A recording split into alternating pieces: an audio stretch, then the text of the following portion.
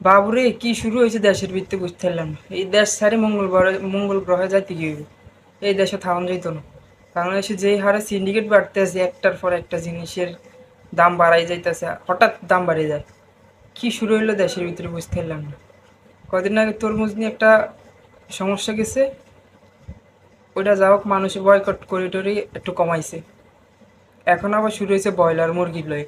Broiler মুরগির KG 200-র উপরে উঠে গেছে, 250-র কাছাকাছি। এলি কোনো কথা? এগুলো কে দেখবো, কে ইয়া করবো? এটা তো আহ, সাধারণ যারা নিম্নবিত্ত মানুষ, তাগো একেবারে ক্ষমতার বাইরেই যেতেছে। এগুলা দেখানো দরকার দেশে। আসলে খুবই দুঃখজনক ব্যাপার এগুলা।